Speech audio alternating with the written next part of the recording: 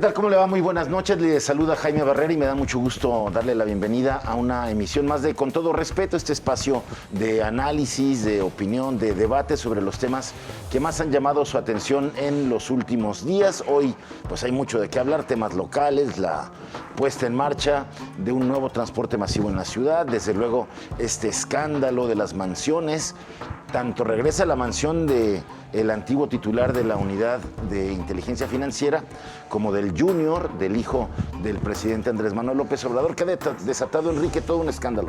Sí, ¿cómo estás, Jaime? Muy buenas noches a todos. Sí, un escándalo nacional, el hijo del presidente en la mira y bueno, muchísimos temas para conversar esta noche. David, ¿cómo estás? Bien, Enrique, muy contento de estar aquí. Efectivamente hay muchísimos temas muy calientes, así que vamos adelante. Erika, ¿cómo estás? Bien, muchas gracias. Bienvenidas, bienvenidos. Voy a aprovechar para darle nuestro abrazo muy sentido a Diego Petersen, a nuestro compañero y a toda su familia por la pérdida de su madre. Y desear que todos nuestros compañeros que están aquí en producción y que están también enfermos ahorita de Omicron la logren con bien. Así es, nuestro más sentido pésame, un abrazo cariñoso a Diego Petersen, nuestro compañero, y a toda su familia. Y bueno, pues iniciamos, vamos a empezar con este tema que dominó desde luego, hubo una conversación digital ahí sobre este tema, por eso iniciamos con este tuit para abordar el tema, un tema, bueno, pues que fue noticia esta mañana con la renuncia que da a conocer el ex fiscal ya, Gerardo Octavio Solís Gómez, en una carta extensa que él mismo dice no acostumbraba, pero donde dice que él se preparó siempre para ese cargo, que pues se enorgullece de haber cuidado de la seguridad de los jaliscienses, que tuvo momentos buenos, que tuvo momentos difíciles, y el párrafo que más llama la atención, David, donde dice: a los que me dieron la espalda no les voy a tener rencor.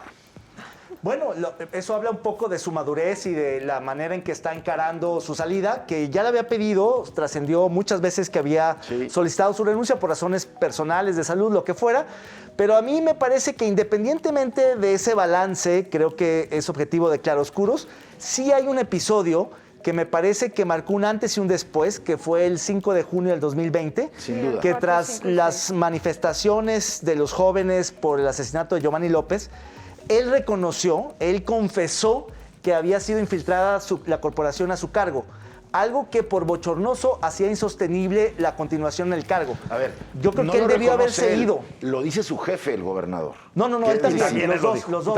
Dijo. Él mismo dice que no solo no dio instrucciones, sino que las instrucciones, las órdenes las dio el crimen organizado.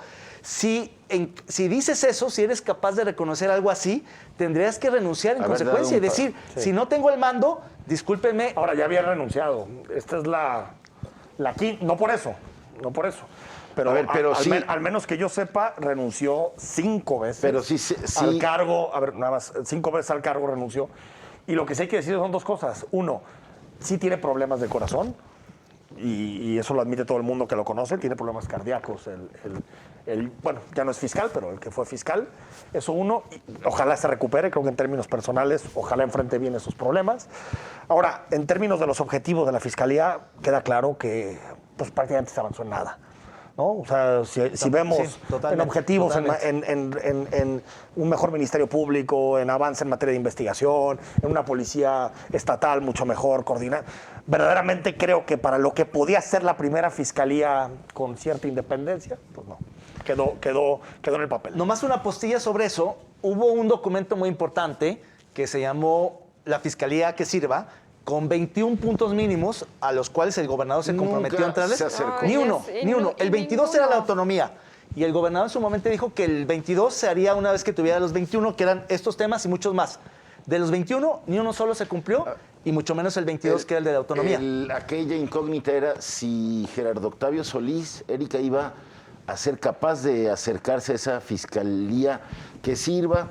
Este esfuerzo que hicieron organizaciones empresariales, académicas, que tenían unos puntos mínimos para fortalecer la fiscalía, en los que la verdad fue una promesa incumplida. No, y si no se hizo en un principio de administración, menos lo va a retomar en este momento que está ya en los 3 últimos años, ¿no? Por lo menos él desde su perspectiva, aunque el nombramiento de quien elige al Congreso del Estado dure un poco más, tal y como trascienda el sexenio, tal y como se ha dicho.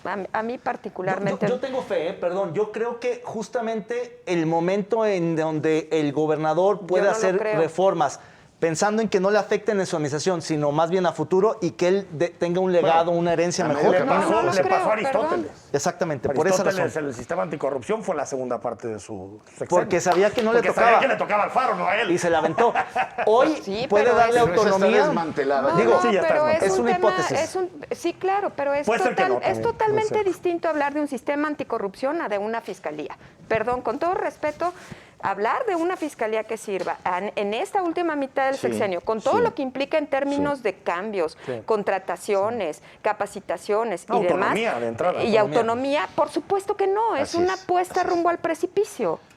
Bueno, antes de cambiar de tema, decir que pues una fiscalía que sirva ayudaría muchísimo al sistema Pues estatal claro, anticorrupción, claro. ¿no? Para No, acabar y a con la tanta sociedad impunidad misma. que hay. Aunque la Fiscalía General no es parte del sistema, es la Fiscalía especializada. No es, pero ayudaría. Ah, claro. Ayudaría a la justicia en general, a la O Procuración sea, de el Justicia. sistema de procuración de justicia. Y bueno, hay un tema del que hablamos la semana pasada, que también fue motivo de tema en las redes sociales, el asunto del representante de México en Panamá, ya veremos en este tuit, y del que vamos a hablar cuando pues, reconozcamos que David Gómez Álvarez le atinaste, ¿no? Le pegó al gordo. Le pegaste Le pegó al al gordo. gordo. Primera vez. Oye, porque finalmente, como dice el tuit, ahí dice, luego de que la Cancillería de Panamá rechazara al historiador Pedro Salmerón como embajador de México en ese país, tras las acusaciones de acoso sexual, Salmerón declinó al cargo que le ofreció López Obrador, Erika, y llegó nada más y nada menos que Jesús Rodríguez. Yo no sé qué traen contra Panamá, número 1. ¿No?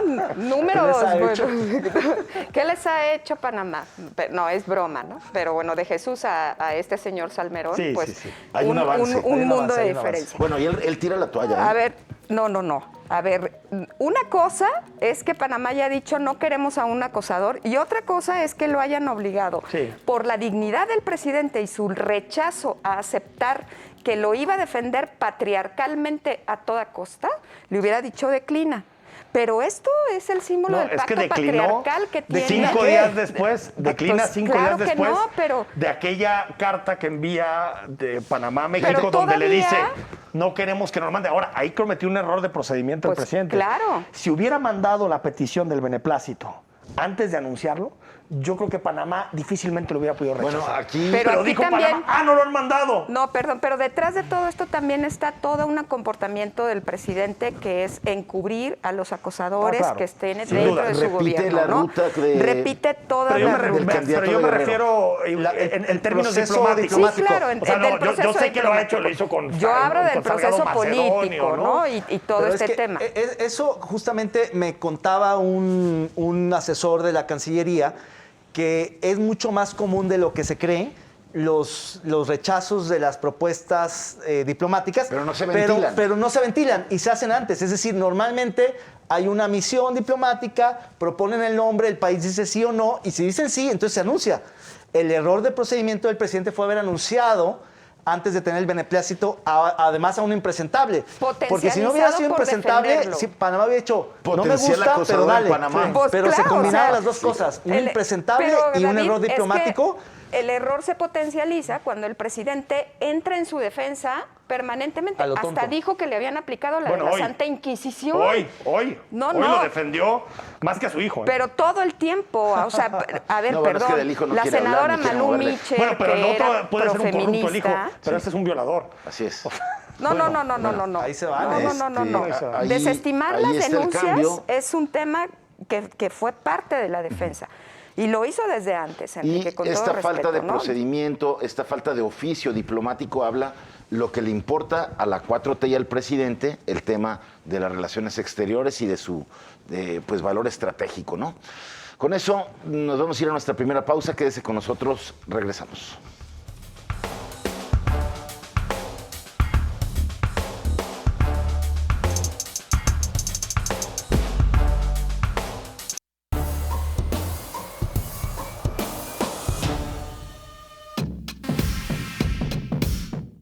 Tras su escandalosa boda y sus propiedades sin declarar, ahora una investigación periodística pone a la vista que su casa adquirida en la alcaldía Álvaro Obregón de la Ciudad de México el 21 de diciembre de 2021 y por la que pagó 24 millones de pesos, en realidad fue comprada el 30 de noviembre del mismo año junto con la consejera electoral Carla Humphrey y tuvo un costo de 28.500.000 pesos. Además de mentir y variar montos, pagando por supuesto menos impuestos, el exfuncionario nos reportó que para la adquisición usó un préstamo que supuestamente adquirió de Banco Azteca, propiedad del empresario Ricardo Salinas Pliego, que se supone que era investigado por la Unidad de Inteligencia Financiera por evasión de impuestos.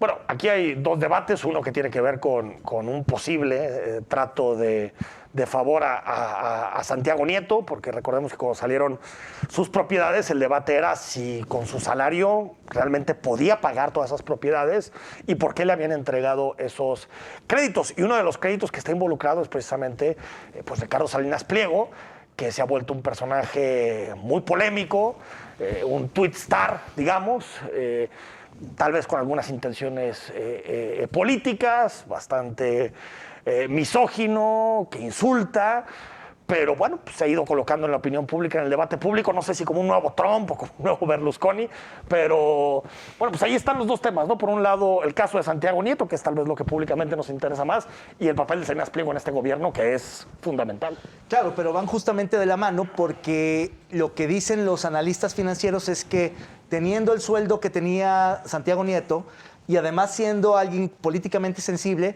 ningún banco le habría prestado esa cantidad de dinero con esos términos tan fáciles. Es decir, hay por lo menos algún tipo de influyentismo, tráfico de influencias, algún amiguismo que no se justifica. Abonos chiquitos. Pero además, yo creo que lo que pasó con Santiago Nieto fue una gran decepción nacional. Tratándose de quien algunos le llegaron a llamar el zar anticorrupción, que empezó a pisar callos, que Tuvo digamos... momentos estelares. Momentos estelares durante estos primeros años. De pronto resulta que también se estaba sirviendo con la cuchara grande y que no hay manera de que sus números cuadren para tener el patrimonio que tiene y que simplemente la boda, que fue un escándalo, destapó una serie de relaciones y tráfico de influencias que hacen de él alguien que, igual que Gertz Manero, el fiscal general de la República, persiguen a los enemigos y protegen a los amigos y se sirven con la cuchara grande. Es una abolladura total al discurso anticorrupción del presidente Andrés Manuel López Obrador y del gobierno de la autollamada Cuarta Transformación, ¿no? Justamente que al que pusiste ahí a combatir la corrupción, que era tu principal bandera de campaña, pues hoy esté involucrado en la adquisición de una casa que, hay que decirlo, sería más cara que la mansión de Houston, ¿no? Por ahora tan de moda. Porque $1.500.000. La de allá... Pues la otra está en $1.800.000, tal vez. Está $1.500.000 más caro, ¿no? Entonces, esa casita que insostenible, tienen, aún sumando el ingreso de su esposa, la consejera electoral, ¿no? Pues sí, yo sobre Santiago Nieto no puedo agregar nada más. Me parece que los comentarios que hace David son muy acertados. A mí particularmente me parece deleznable la figura de Ricardo Salinas. Así como tú lo mencionaste, es un misógino que es terriblemente violento en las redes sociales. Los últimos ataques que hizo contra Denise Dresser, que te puede caer mal, te puede caer bien, te puede gustar lo que escribe, su crítica o no, pero irse de esa manera tan violenta en contra de una persona y de una mujer es terrible. Bueno, y le costó que le bajaran su cuenta. Y le costó que le bajaran la cuenta, pero después la recuperó. Cosa que ¿no? nos da para otro debate, porque yo tampoco estoy de acuerdo en que se bajen cuentas por ese tipo de señalamientos, pero que es un dato de libertad de expresión, ¿no? Y todo ese tipo de cosas. Pero sí, su comentario fue totalmente desafortunado. Pero cierto que trae una estrategia ahí de posicionamiento. Lanzamiento. Sí, claro. Pero fíjate, chistoso, porque se hace como una especie como de liberal, libertario, empresario exitoso. Está loco. Que realmente Erika se ha hecho millonario a costa del poder. Oye, es un capitalista a la mexicana, un cinismo total, porque sale, me voy a trabajar en su helicóptero y dice, no hubo tránsito, no hubo tráfico. Es un cínico, Pero seguro hay gente el que le gusta ese desmadre. tipo de mensajes. No, es que hay voceros.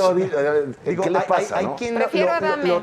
hay intérpretes de Salinas Pliego como Gonzalo Oliveros que dice que en realidad es una provocación permanente, que es un personaje que está posicionándose claro. y demás, que no se lo Hay tomen una tan estrategia. literal. Pero lo cierto es que más allá de ese Pero personaje eso decían de construido, Trump, David, ¿eh? también. No hay que tomarnos en serio a Agua, Trump, sí, es una no, estrategia. no, se no. va a ¿Y ve mover dónde llegó? hasta que empezó Hasta a que darle llegó. la torre en las Oye, instituciones, ¿verdad? Yo creo que sí hay que tomarse en serio a multimillonarios con este discurso. Yo sí creo que hay que tomarse en serio. Claro, sobre todo porque está en el Consejo Económico del Presidente, Imagínate porque nomás. quiere comprar Banamex, Imagínate nomás. porque Es influye una en los amenaza. mercados, porque es propietario, porque no paga impuestos, porque es un evasor fiscal. No, Digo, y todo es una eso que ficha. acabas de mencionar, al final de cuentas, legitima un discurso y una perspectiva que se hace pública y entonces la gente puede pensar que ella Claro. puede hacer exactamente lo mismo Totalmente. e insultar Está bien, es el exactamente mérito, igual a las ¿no? personas. Sí. Es meritocrático, ¿no? Entonces, Totalmente. perdón, pero Ahora, no. Jaime Barrera, Hacienda le dice al INE que no hay lana. Y si quiere hacer la revocación de mandato, que siga vendiendo muebles del INE, que Las venda las croquetas instalaciones, de perros. que ya no saque ninguna credencial electoral. Yo no entiendo cómo Hacienda pretende y cómo el gobierno pretende que se haga un ejercicio, una elección nacional, porque una revocación Que es una ellos- elección nacional. que ellos decían quieren, estar nadie más interesados. quiere más que ellos. Así es. Y que aparte no le quieren meter lana, es que estamos en el absurdo total. A ver, es un caso que va a volver a caer a la Corte.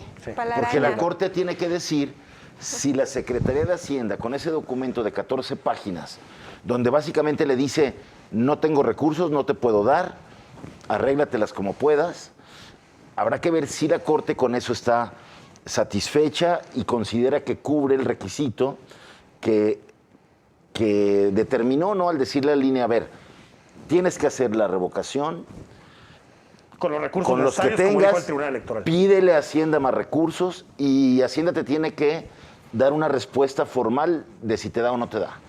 Habrá que ver si la Corte dice que eso que respondió Hacienda, con eso basta, o si le exige a Hacienda darle el dinero. Yo Creo que va a ser un pues, momento fundamental para la Claro, democracia el en este problema país. es que los tiempos están jugando en contra Es hasta de... abril, es hasta abril.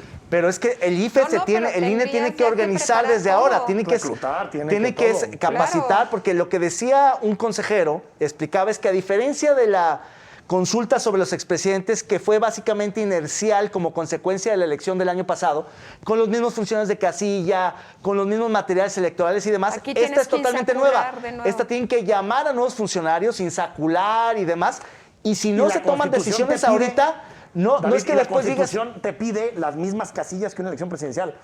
Claro. Te lo exige. O sea, Te- no es de no que es- no en es- la consulta para los expresidentes pusiste menos casillas. No, Claro. es que... Las Oye, mismas. y lo que Y está eso es diciendo- materialmente Oye, imposible. lo que No está puede diciendo haber el INE 167 es que con mil. lo que tiene y al no recibir los 1.800 millones de pesos que pidieron, va a poder poner el 30% de lo que marca la Constitución para una 55,000. elección presidencial.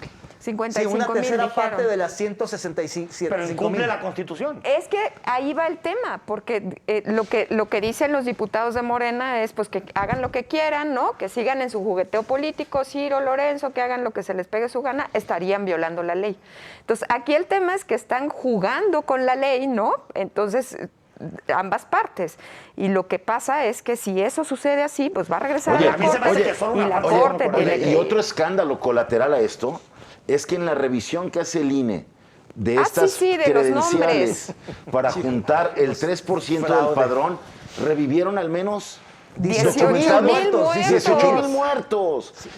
Que si fue de una muestra. Si haces como una prospectiva, podrían ser 50,000 muertos resucitados. No, pero además hicieron una segunda compulsa y fueron a preguntarle de nueva cuenta a los que habían dicho que sí, supuestamente que sí, y resulta que 20 y tantos % de los que firmaron dijeron, uno, que no les consultaron y dos, que no estaban interesados en la revocación. Es que la aplicación es muy ¿quién buena. sabe qué les dijeron que firmaron? Entonces, entre muertos, mentiras y Me fraude, parece que a es mucha un- gente la engañaban. Claro. Y después se metía a la aplicación y veía su nombre. Oye, Oye, ¿por qué claro. está mi nombre en la aplicación? Y Yo no Claro, firmé claro. eso. enojados los consejeros y consejeras con el NOA de la Secretaría de Hacienda, quieren cárcel para Ahora, esos que hicieron tranza. ahora, Erika, y debería, eso se deberían de investigar. Ah, y en medio siguen las denuncias, ¿no? El proceso Y en de medio están las denuncias, Federales. ¿no? Ahora, todo es como un esperpento, ¿no? Porque aparte, le llega a la Corte la pregunta de la revocación de mandato en donde se prioriza la ratificación, que es otro concepto totalmente distinto. Claro. Con abrir el diccionario, con eso más o menos ya ves qué significa cualquiera de las dos cosas, ¿no? Y la Corte, pues yo creo que le da... A ver, la mayoría de los ministros votaron en contra de la pregunta. Dijeron, hay que cambiar la pregunta. 7 contra 4. Pero el ministro presidente en esa le temblaron las patitas y dijo... Yo creo que hay pocas cosas en las que se conjugan tantas contradicciones e inconsistencias. En todo el mal. Es un esperpento. Pero al final del día, como lo decía Silva Herzog, o preguntaba Zapatero y que le contestaba el presidente del INE, preguntaba, es que yo no conozco ningún otro país donde desde el poder la ratificación la pida el gobierno. Es un absurdo. Y encima debilitando al árbitro que le dio el triunfo. Es decir, no le entiendo el sentido, no encuentro razón para una cosa tan porque si querías hacer eso, Erika, pues pasa la ratificación, que existe, por ejemplo, la figura en Jalisco, existe la figura de la ratificación, pasa la ratificación, pone la Constitución y di que lo que buscas es ratificar mandato, pero esto es un engaño, y que la Corte valide un engaño, bueno, no la validó, más bien no se alcanzó la hipermayoría que se necesitaba. ¿No? Pero al final lo que busca la Corte con este tipo de temas que son escabrosos es sacarlas rápido, ¿no? O sea, vamos haciendo cosas más de fondo que nos legitimen, que hablen de la causa que tenemos en favor de los derechos humanos y demás situaciones. A mí me parece que al final no se complican. Es político de la Corte. Sí, y no se complican. O sea, están jugando también su propio juego político que permite legitimizar su delicado. A ver, tenemos que ir al cartón. Vamos al cartón porque pues este es definitivamente el tema de la semana.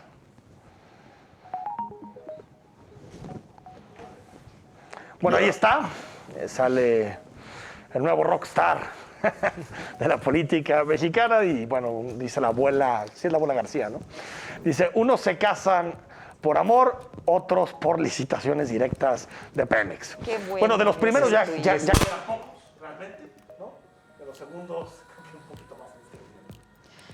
Qué buen tuit. Es un tuit genial. A mí me parece que el tema del hijo se está convirtiendo en algo mucho más incómodo que lo que fue en su momento el hermano incómodo del presidente Salinas, los hijos o los hermanos incómodos de Andrés Manuel, que también ya han salido. Pero este caso es mucho más emblemático porque es mucho más contradictorio. Me parece que va a dar mucho de qué hablar y creo que, a diferencia de los hermanos del presidente, que evidentemente han sido un escándalo, este sí pegó debajo de la línea de flotación y eso va a hacer que el presidente tenga que evitar el tema, evadirlo constantemente y tratar de, digamos, deslindarse. Sí. Tan lo ha hecho así que habla de su nuera como la señora del dinero. Mi hijo hace lo que quiere, es mayor de edad, no tiene nada que ver con este asunto, pero en realidad está vinculadísimo. Al menos hay un fragante conflicto de interés. Porque si ella ocupaba... Posible. A mí se hace demasiado coincidente y evidente. Un hijo de un presidente no debería nunca vivir en la casa de un contratista del gobierno. De entrada, aunque no recibas nada, de entrada tú dirías, no debes de vivir ahí. Pues vamos a tocar ese tema en el siguiente bloque, pero sí creo que es el tema del momento, además investigado por un periodista que ha investigado el tema de la Casa Blanca. Que por cierto, el presidente, Raúl, vamos al corte si quieres, sí, vamos. Retomamos, estamos en Con Todo Respeto.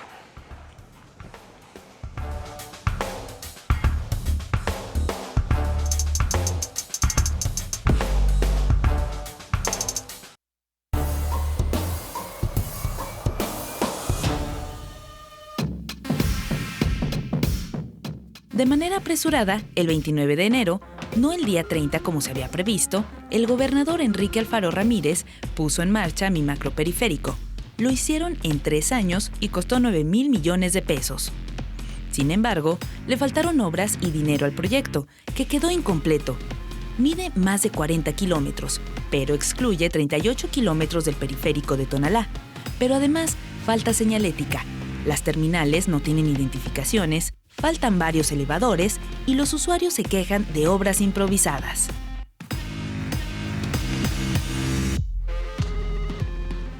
Bueno, sin duda, esta fue la noticia del fin de semana. Puede ser la obra en la que se invirtió más en todo el sexenio. Sin duda va a cambiar y va a ayudar a la movilidad en la ciudad. Pese a todas las improvisaciones, todo lo que está saltando en los primeros días de funcionamiento del Peribús, que en este gobierno lo rebautizaron como Mi Macro periférico, Enrique?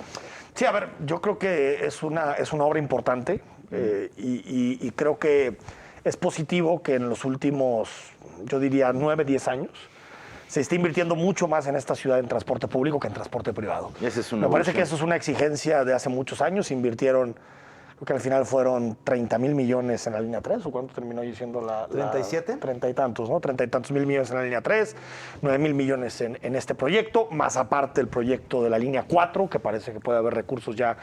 Este año creo que no hay otra, que la ciudad necesita transporte público, no hay forma de que sea sustentable. Y también me parece que reconvertir al periférico es una labor fundamental. El periférico se convirtió en una avenida con tráfico, ruidosa, invivible, peligrosa, donde es la avenida más letal de la ciudad, o sea, es donde más personas mueren. Y unos que yo tengo, ya conocí el Peribús el domingo y voy mucho en bicicleta en periférico y me parece que el periférico va a quedar bien. Ahora, claro que el inicio es muy complicado, el gobierno tiene que hacer las cosas bien. La mejor manera de vender un proyecto es que se hagan las cosas bien, no darlo gratis 2 días, 3 días, es que se hagan las cosas bien, que funcione bien el transporte, y creo que sí se debe buscar una opción para Tonalá. No sé si a través de un BRT o a través de otro sistema de transporte, pero creo que es el siguiente paso para terminar, digamos, el proyecto del BRT. Cerrar el periférico. Justamente a mí me gustaría tocar ese aspecto del proyecto. Yo creo que en general coincido, es un gran proyecto, a mí me está gustando mucho. Claro, hay muchos detalles, laterales, reforestación, equipamiento urbano, puentes peatonales, etcétera. Pero el gran problema o limitante del macroperiférico es el oriente de la ciudad, que no es un asunto que haya decidido esta administración, es un asunto inercial histórico que se viene arrastrando de por lo menos las últimas 3 décadas, los últimos 4 sexenios, donde por mala planeación urbana, por desorden administrativo, por corrupción política, en esa zona de la ciudad nunca se, liberaron los derechos de vía, no se hicieron los trazos adecuadamente, no se expropiaron los terrenos necesarios para darle la misma amplitud que en el resto del anillo. Y el hecho es que, independientemente de que sea una mejoría para la ciudad en su conjunto, lo cierto es que ensancha las brechas de desigualdad una obra de este tipo, porque los del poniente van a tener, una mejoría muy notable y los del oriente una mejoría mucho menos notable. Y aunque haya, mecanismos de compensación para quienes no van a tener el mismo BRT, aunque sean ramales, alimentadoras y demás, no van a ir por no un es lo mismo, carril complicado. no es lo mismo. Es lo único, ¿eh? Pero yo creo que al final lo que hay que decir es que independientemente de que haya una mayor desigualdad, en general el promedio de calidad de vida o de posibilidades de la movilidad masiva sube en promedio para la ciudad. Y es una buena noticia. Estuviste muy rolsiano en tu análisis. Exactamente. Muy rolsiano. Y eso creo que es una buena noticia para la ciudad. Creo que falta mucho. Ya anunciaron siguientes etapas, no solo para Tonalá, sino para toda la parte esta que está pendiente. Y a mí en lo personal sí me encanta el tema de los árboles y yo sí creo que ahí hay que hacer un esfuerzo adicional para terminarlo de reverdecer. Coincido porque contigo. Dejaron buenos camellones. Y quitar los espectaculares, que por cierto muchos están ya clausurados porque están totalmente irregulares e ilegales. Si tú quitaras esos espectaculares y reforestaras como lo están haciendo bien, esperando a las lluvias, eso yo creo que puede quedar muy digno. Y lo más interesante para mí de todo el periférico, y con eso cierro, es la ciclovía en doble vía. Eso es interesantísimo porque es una ruta... Todavía no acaba. Todavía no acaba, pero esta sí podría ser circular. Porque sí podría haber ciclovía en la parte de Tonalá, porque ahí sí cabe. Y entonces imagínate poderle dar la vuelta. Yo no sé si tenga la condición para dar la vuelta. La ciclovía más grande de Latinoamérica, no solamente de México. Yo no sé si hasta del mundo puede ser, ¿eh? No sé. Podría ser. A ver... no, en Holanda hay unas que van de ciudad a ciudad. Erika, dicen que hay 6 tramos donde no se pueden hacer las laterales por temas incluso de litigio jurídico. En eso tendrían que enfocarse, ¿no?, las autoridades para resolverlo, porque si no, avanzamos en los usuarios del transporte público, pero el periférico se puede convertir en todo un calvario para los automovilistas. Sí, a ver, creo que aquí hay varios temas de detalle fino que hay que considerar. Yo siempre he dicho que como usuaria constante del periférico, yo agradezco el reencarpetamiento, ¿no?, y todo lo que se ha hecho alrededor de ahí. Pero los detalles finos implican ir más allá de las acciones populistas, de regalar 2 días el pasaje y tomar acción en los detalles finos. Ha habido mucha gente que se ha quejado porque se ha duplicado su tiempo de traslado, porque entre que suben los puentes, entre que llega el BRT, entre que lo toman y el traslado no puede pasar de determinado kilometraje y las unidades no son constantes. Entonces, a una gente que podía estar pasando un trayecto de 40 minutos ahora hace 1 hora 5, 1 hora 10. Hay muchas quejas alrededor de eso. Entonces, ese es un detalle fino que hay que atender. ¿Por qué es importante? Pues porque nos han estado acostumbrados a vivir bajo la rapidez permanente, ¿no? Que se me quite rápido el COVID, que lleve rápido a mi destino, que yo pueda llegar a trabajar rápido. El sistema de vida en general te ha obligado a ese tipo de cosas. Y cuando tú tienes un sistema de transporte que sí o sí, por ley, tiene que ir a 60 kilómetros por hora, pues esta cosa no arranca, no jala, no voy a llegar a tiempo, voy a tener que salir antes, toda una serie de cosas. Creo que eso de lo que está viviendo en el cotidiano la gente hay que escucharlo bien para que se traduzca en estrategias específicas que impliquen darle ideas a la gente sobre cómo mejorar su propia movilidad y cómo hacer que el sistema se mejore en términos de movilidad. Eso por una parte. Por la otra, y para no extenderme, creo que la parte del ensanchamiento de las brechas de desigualdad es muy importante, sobre todo en un municipio tan olvidado, con tantas carencias como lo es Tonalá. Y coincide con la renuncia de hoy de quien estaba al frente del Instituto de Cancerología, y se especula que renunció porque iban a trasladar las instalaciones a Tonalá y él decía, es que hasta allá, ¿cuántos de mis pacientes van a llegar? Es que volvemos a utilizar el hasta allá, ¿no? Volvemos a utilizar esa frase que permite relegar permanentemente a un municipio, a sus habitantes. ¿Qué tendríamos que hacer para que llegar allá a recibir tus tratamientos para el cáncer sea fácil? O sea, es decir, el tema, yo lo estoy vinculando con el tema de la desigualdad, David, porque eso ubica permanentemente a Tonalá bajo esta idea de hasta allá, ¿qué vamos a ir a hacer como hasta allá? Como un ejemplo de cómo se desdeña, ¿no? Desdéñalo todo el tiempo. Solo 2 cosas con relación a lo que dice Erika. Uno, a ver, ahora solo falta que vamos a extrañar el 380. Es que eso dice la gente, ¿no? Bueno, ahorita, pero... Algunos acuérdate. Algunos pícaros sí. Sí, bueno, a ver, pero la no se dijo que... pero... Que te subes ahorita al macroperiférico y... que es hasta más pero era emocionante. la línea más violenta, pero la no seamos más tan acosadora. cortoplacistas. Cuando empezó la línea 3 del tren ligero, había problemas diarios. Claro, Diarios. claro. Diarios. Y hoy es espectacular. Y se fue normalizando. Sí, a ver, es obvio, ¿no? Y fíjate, creo que fue un error la gratuidad. Un error. Es populista. En la línea 3 no, porque era un trazo nuevo, distinto, diferente. Y porque era pandemia. El 380 también. El paso del 380 en macroperiférico. Das 2 días de gratuidad, domingo y lunes. Hay un efecto llamada automático. La gente va a darse el paseo. No, y aparte le cantan las golondrinas con mariachi. Fíjate, tú un domingo tenías entre 115 y 120 mil usuarios por la 380, es lo que nos decía Diego Monroy. Se triplica. Se va a 180 en domingo. 50% más en domingo. En lunes, todavía gratuito, superó los 300,000. Obviamente, tú no estás esperando esa demanda. Lo que me refiero es, fue un error la gratuidad, pero sí creo, Erika, que de cara al futuro ese transporte va a ser más rápido. Por eso se hace un carril confinado. 1000 veces más. Y lo de eso no 60 lo kilómetros, Erika, también tenemos que bajar la velocidad de la ciudad. Ese es el la tema. Ciudad ya no puede ser una ciudad de 120, de 130. Eso genera accidentes, por contaminación, eso hablo de la ruido, rapidez de ¿no? todo. O sea, Claro, nosotros mismos pero me refiero tenemos que adecuarnos. ¿Qué es la apuesta adecuada? ¿No? Tal cual. Que se haga Pero hay que bien escuchar. el proceso. A ver, yo nada más diría, gente. a ver, tiene sus detalles, hay muchas cosas que se improvisaron y que se inaugura sin terminarse. Sí. Lo que tenemos que decir, las laterales. y si lo hubo en la línea 3, pues qué mala onda que se repitió en el mismo macroperiférico, que nos hace ver cómo nuestros gobiernos son malos para la obra pública. Oye, nomás te diría, Malos para la obra pública. se inaugura sin terminarse, pero no llegó a la bochornosa inauguración de Peña Nieto con la plaquita. con la pura Eso placa. sí, no. Pero, Gracias, a ver, yo gobernador, lo que porque creo no es se que atrevió a hacer ese ridículo. Yo sí creo que hay una curva de aprendizaje natural en la puesta en marcha de un servicio público de ese calado. Y por tanto, a mí no me, preocupa que las primeras 72 horas o las primeras 2 semanas haya este caos un poco. yo creo que se va a normalizar y va a ser mucho mejor. Pero hay que también escucharnos. no me parece que las críticas que reportan los medios sea un asunto que debería de condenar al gobierno, decir, es que todo lo ven mal. Tampoco, porque la chamba Es lo de que le muchos está pasando a la gente. Es lo que está pasando. O sea, la gente Claro. perdió sus conexiones porque no entiende. A las 2 semanas ya va a estar Totalmente. clarísimo.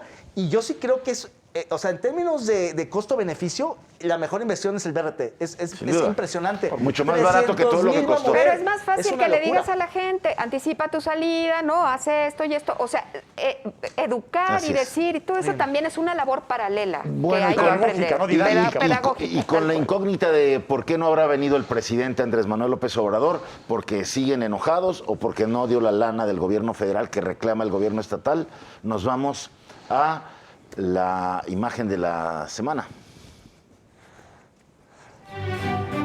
Los curadores más experimentados de Con Todo Respeto han preparado esta exquisita pieza de arte visual.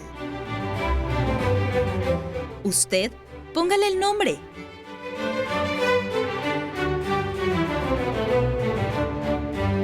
Es claramente un fotomontaje de esta reunión que tuvieron el jueves. Qué bueno que lo dices. Los gobernadores Aclarando. que en su momento fueron parte importante de la Alianza Federalista, Tamaulipas con Cabeza de Vaca, Guanajuato. Jalisco con Enrique Alfaro, Sinoé de Guanajuato y Riquelme de Coahuila. Ahí están. Pues el cuarteto federalista, ¿no? El cuarteto federalista. El cuarteto de desafinados. Por el meme. Yo iba a poner los cadetes de Linares, pero me fui suave. Los cadetes aliancistas después. Sí, los cadetes aliancistas. Yo le pondría renacidos, ¿no? Porque ya de esa sí es alianza nadie cierto, hablaba. sí es cierto. Bueno, Pues así muy como bien. renacidos, ¿no? Pues ya como más bien que se resisten a morir. O sea, Más era, bien es era como, una, nos era una vamos, sinfónica, adiós. que era un cuarteto y es la última y nos vamos. Creo que el único ahí La es última, ya el nos único vamos, vivo ya. políticamente. Bueno, pues ahí está. Si a usted se le ocurre otro nombre, pues coméntenoslo y aquí lo platicamos la próxima semana. Mientras tanto, hacemos una pausa. Quédese, regresamos aquí Con Todo Respeto.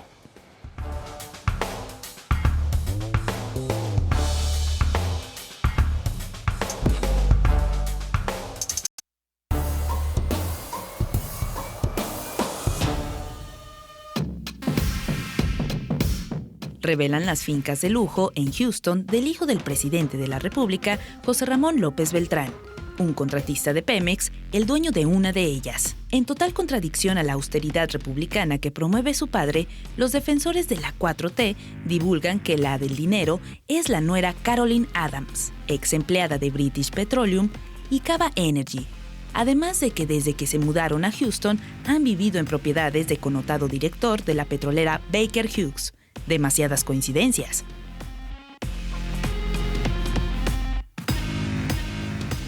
Habría que ha quedado más debate en el país, Erika Loyo, el morbo sobre la casa, que tal vez lo real del tema, ¿no? Lo real del tema es que la esposa del hijo del presidente es lobista, se dedica a ese tipo de cosas en el sector energético y que vive en una casa que le rentaban a una petrolera que tiene contratos con el gobierno de México. Ese debería ser el debate, no Ese es el el lujo, no. Eso, pues cada quien si se lo puede pagar, que lo pague y ya, se acabó. Sí, yo creo que el debate central está concentrado sobre el conflicto de interés que se está generando, ¿no? A partir de si vivió en una casa de un contratista de millones de pesos con Pemex, ¿no? Pero también la gente lo que cuestiona, o por no entender un poquito más de este tipo de situaciones, muy probablemente, es pues esta contradicción que existe, ¿no? Entre la forma en la que vive el presidente de la República o como dice vivir. El y presidente como vive en un dice. palacio. Claro, pues el presidente vive en un palacio Se y nos el hijo olvida, en ¿verdad? una Pero es el Palacio mansión. Nacional. A ver, Y al final, a ver, Pero es una contradicción entre la austeridad republicana y franciscana y el lujo, que dicho sea de paso, tampoco es una novedad. Está documentado desde hace muchos años que al chavo le gustan vivir bien. las cosas Me gusta buenas, vivir pues, bien ¿no? y trabajar poco. A ver, Claro. al presidente también le gusta la buena vida. Yo me acuerdo cuando era presidente del PRD, le gustaban los trajes Hugo Boss, buenos relojes, o sea. Yo no diría que es un presidente No, ostentoso. no, A ver, yo no coincido. A ver, yo no hay diría una que es un presidente ostentoso. austeridad que tiene que ver con la administración pública y esa Andrés Manuel y cualquier otro funcionario público está obligado a hacerla. Que no haya derroches, que no se gaste dinero en cosas superfluas, que se cuide el erario. De ahí en más, ya es el discurso del estilo de vida, que el presidente Andrés Manuel ha vendido como austero por no usar el avión presidencial, pero ya no anda en Suru, no se quedó en su domicilio, se fue a Palacio Nacional, no fue, por ejemplo, como José Mujica, de Uruguay, que en era, su casa. que era un presidente que decía, Claro. yo soy austero, se quedó a vivir en su departamento y andaba en su bocho, ¿eh? Bueno, pero es Entonces, que yo también nada las, más lo pongo- las yo condiciones nada más de lo pongo de seguridad referencia. son distintas en Uruguay que en México. Claro, Y- totalmente. O sea, Pero a ver, no puede lo vivir que- en su casa. Yo lo que creo es que ha habido una narrativa oficial de austeridad y republicanismo donde la gente común y corriente entiende. Es decir, en el vehículo, en la ¿El ropa, avión? en la comida, ¿El avión en el presidencial? avión y demás. Cosas Pero si simbólicas. pensamos en el derroche real de la administración pública, en, por ejemplo, el rescate y subsidio de Pemex, en la necedad de las energías sucias para que le pueda vender barato subsidiado Pemex a la CFE. Texcoco. A Texcoco, ¿Qué te que parece? costó. Es decir, yo lo que creo es que el presidente apuesta permanentemente a la falta de entendimiento de los temas y los asuntos muy complejos de muchos dígitos que se pierden de vista, no son, digamos, asequibles para el ciudadano común y corriente. Y en cambio el tema de no quiero el avión, me voy en clase turista, no tengo los zapatos ilustrados Caros. y demás, eso, digamos, es donde el presidente ha logrado convencer a la inmensa mayoría de mexicanos. Pero son símbolos, Por eso ¿estás de dijo, acuerdo? Son son símbolos. simbólicas, Sí, pero sí, por es eso simbólico. digo que el caso del hijo y la nuera, la señora del dinero, sí, Sí le le va a pegar pega. porque le pega en el discurso, en esa narrativa oficial, y ahí es donde le está doliendo, porque entonces la es que hay gente se una entiende parte- que tener una casa en Houston, una mansión en Houston, pues que hay cuesta, una, ¿no? hay una parte del discurso del presidente donde excede la austeridad del Estado. Y dice, no es bueno vivir así. Hay que Claro. romper nada más Claro. el oro. Adoctrina. Y ese es donde cae la incongruencia. Ahí Que está. para mí. Ese es el tema. Pero esa parte moralina a mí no me gusta comprarla porque ese no debería ser debate. Si tú te ganas tu dinero, Erika, de forma lícita. Tú sabrás en qué te Trabajando lo gastas. y lo quiere, por eso como decían de la boda de Santiago Nieto, si él quiere tirar hasta su último peso, pero es lícito, Claro. lo ganó de forma lícita, Totalmente. que lo gaste. Cada quien- El problema es que al presidente le están pegando en el centro de su discurso, Oye. que es No, meterse y- en la vida privada de todos. Y también tiene que ver mucho con esto que te digo, que es el conflicto de interés, que Es que no eso es lo estamos clave, eso es lo entendiendo. Eso es el que está en el centro ahora. Potencial conflicto de y no interés, es porque debatible. ciertamente No todavía está- se no configura. está todavía- Claro, la pero- coincidencia te hace pensar mal. Es- pero es en la incongruencia de la narrativa oficial de austeridad donde le pega A ver, debajo de la línea a de ver, flotación. pero genera, perdón. enormes suspicacias y Sí, ese es claro. el debate, como bien lo plantea Enrique. Creo que el tema de los estilos de vida, pues quien se los pueda dar, está perfecto. Claro. Que pague impuestos y mientras que- sea dinero bien habido. Aquí yo sí lo que creo es que pues el presidente debe sentir muy mal que su hijo mayor sea aspiracionista. Totalmente. Ame las cosas materiales y no viva con un par de zapatos todo el año como Y casada con una lobista que aparte se refiere a ella de forma muy como como la el señora. Como la presidente señora. sugiere que todos vivamos para que todo vaya mejor. Sí, pero a ver, también yo creo que aquí hay que colocar una cosa que es importante, que es, esa investigación fue hecha por un gran periodista que ha investigado incluso los asuntos de la Casa Blanca y fue el que lo sacó a flote, ¿no? O sea, tiene un Aristegui bagaje. fue de la Casa Blanca, ¿no? Sí, pero el reportero fue Raúl, el que investigó Ah, todo el ok. proceso, que fue el que publicó De ahorita Mexicanos esta contra la parte. Corrupción. Y él dice que tiene ya una respuesta y un seguimiento del tema. Es una investigación de un año. Ahora, Loret y sus O sea, reportajes le han hecho más daño al presidente que toda la oposición juntita. Ah, sí, La claro, oposición. claro. Y hay que decir, Pero se le no va es un encima. reportaje de Loret. Loret lo retoma de Mexicanos y pum. Coincido. Habla bien de Pero- Loret, sí. pero habla sobre todo muy mal de la oposición. Muy mal ¿no? de la oposición que ha sido. Bueno, Pueblo Quieto, el debate sobre esta zona de la ciudad, que está Mariano Otero, Niños Héroes, Circunvalación, una zona que ha sido tomada. En este momento viven más o menos 1,000 personas en Pueblo Quieto y que, bueno, que no hay ley. O sea, no hay ley en Pueblo Quieto desde hace muchísimo tiempo. Supe que el gobierno anterior quería hacer algo, el gobierno de Ismael del Toro. Al final no lo hizo porque se acercaron las elecciones. Pero sigue estando ahí y parece que ahora sí va en serio. Entró la Guardia Nacional, entraron las policías para ver qué se hace con esta zona de la ciudad.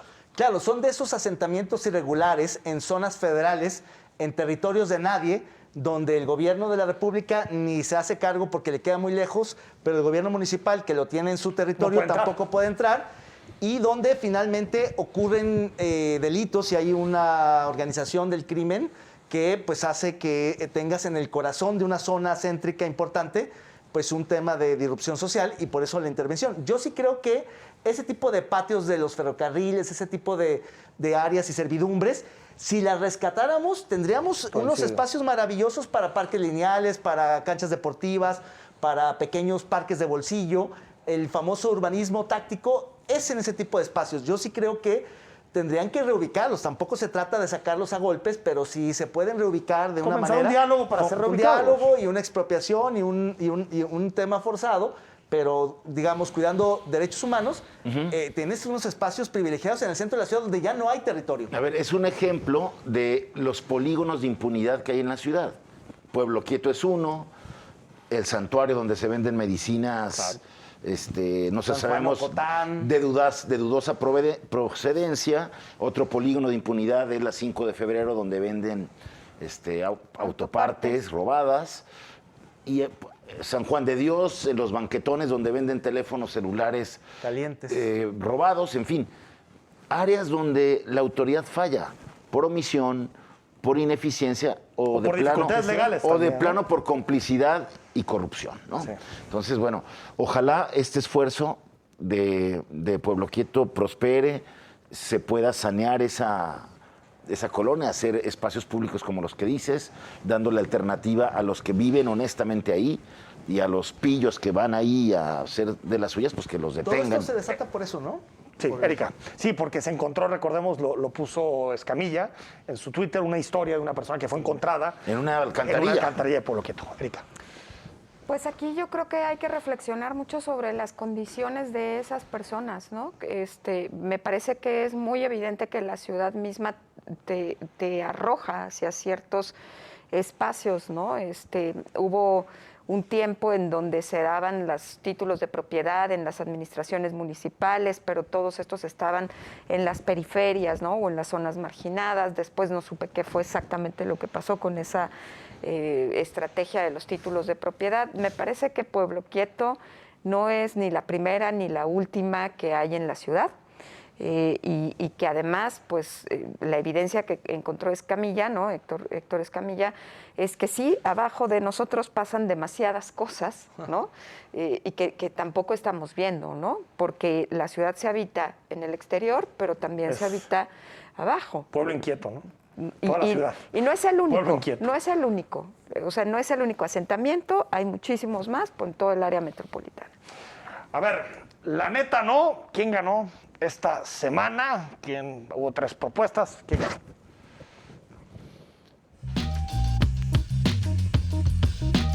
El premio La Neta No de esta semana es para Juan José Frangé, por la simulación a la multa del Estadio de los Charros por sobrecupo. ¡Enhorabuena!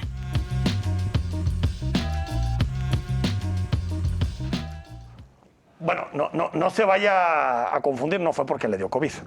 ¿No? No, ganó tu propuesta, ¿no? Sí, sino porque yo lo propuse, sino porque los Charros fueron campeones y el día siguiente los clausuraron. Estas clausuras están padres, ¿no? Sí, claro. Durante el tiempo que no hay partidos. Exacto, están clausurados, no pueden meter a nadie porque no hay béisbol, básicamente. ¿A quién propones, David Gómez Álvarez? Pues yo propongo a Salmerón, porque la neta es que declinar algo que no tenías y hacer ese juego, ese escándalo, me parece terrible. No son simuladores, ¿no? Hipócritas los conservadores. No son iguales. ¿No? Son hipócritas los conservadores, ¿no, Jaime Barrera? Yo postulo hoy al presidente porque la verdad es que ayer en su mañanera, digo, la crítica a los periodistas y a los favoritos que tiene, pues son constantes, pero yo sí creo que ayer se excedió. Criticó a Aristegui y a Broso, pero al que se le fue con todo fue a Loret de Mola, y creo que eso, en una atmósfera de agresión y violencia contra los periodistas, pues solamente viene a empeorar las cosas. Erika. Yo le añado una al presidente de la República, ¿no? La defensa que hace del propio Salmerón, ¿no? Hoy en la mañana, donde dice que lo trataron como la Santa Inquisición. Oye, pero proponer a AMLO es imbatible, la neta, no. O sea, ya ganaron. Vamos a ganar. Sabemos que está siempre propuesto, siempre. El presidente no gobierna, pero de que sabe ganar elecciones o sondeos o encuestas, las gana. Yo propongo Sí. al presidente de la FEU, Javier Armenta, porque me parece que la inauguración de un nuevo transporte público en la ciudad no ameritaba una manifestación. Una manifestación como la del sábado, por supuesto, libertad de manifestación como siempre, pero me parece que no era el momento adecuado. ¿Cómo nos fue en la apuesta? Y aquí va a haber alguien que va a destapar. La De hecho, champón. sí, sí. La champón. No, quería prender un sombrero puro. panameño. No, es que Quería sombrero estas panameño. son las que se reconocen. Y aparte, cayó en martes, así como que el presidente nos la estaba guardando. A ver, Qué vemos. horror.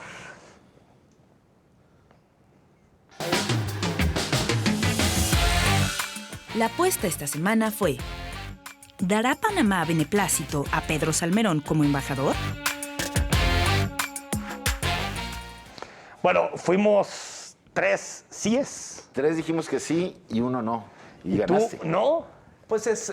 ¿Qué información tenías? Tenía información privilegiada de la Cancillería. No, la verdad de las cosas es que cuando vi que se estaba enrareciendo y aletargando un poco el tema, sí me acordé de que un amigo de la Cancillería me decía que esos lapsos, cuando no te responde un gobierno, que fue lo que ocurrió con Panamá, tienes que entender que no te tienen que responder que no, sino que tienes que retirar la propuesta. Y el error de procedimiento diplomático del presidente fue haber anunciado el nombre. España se tardó y le dijo que sí a Quirino. Exacto. Es que tal vez sí habían buscado el beneplácito de España antes de Quirino Oye, Ordaz. y hoy Alito Moreno dijo ¿No? que sí va a expulsar a Quirino y que va a iniciar el proceso de Y expulsión ¿sabes del qué partido. creo, Erika? Que Quirino va a estar preocupadísimo. No, Va a estar también- sufriendo en la castellana diciendo, también la que diciendo no puede ser, También no puede la ser. exgobernadora de Sonora, que se van directito a Barcelona, ¿no? Entonces, pues... Exacto. Fíjate, lo que cuentan del caso de Quirino Ya se nos nomás acabó el rapidísimo, segundo. es que México le dijo que sí, pero que lo aguantaran, para mandar una señal de inconformidad con los embates del presidente Bueno. de la Corona. El tema de esta semana es si Hacienda, si la Corte al final obligará a la Secretaría de Hacienda a entregarle dinero al INE para poder hacer el proceso de revocación de mandato. Recordemos que el INE está pidiendo una ampliación de más o menos 1.500, 1.600 millones de pesos. Erika Loyo. Yo digo que sí, pero no en la próxima semana. Yo digo, Está muy exacta esa. ¿eh? yo digo que sí, no necesariamente los 1.800 millones, pero sí les va a decir, escúlcate bien y dales algo. O sea, Hacienda. Entonces, sí. Sí. Sí. Yo digo que no, la Corte va a decir, INE, haz lo que puedas, pon las casillas que puedas con el dinero que tienes. Ok. Yo, como David está de moda, después de lo que pasó, yo me voy con el no. Muy bien. Gracias, 2 y gracias a 2. todos, Erika, Jaime, David. Gracias, Buenas noches, buenas buenas noches. noches a todos. Que tenga Nos buena vemos, noche. hasta la próxima.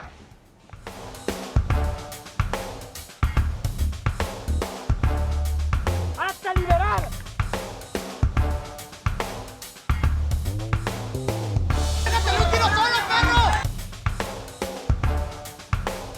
We need strong borders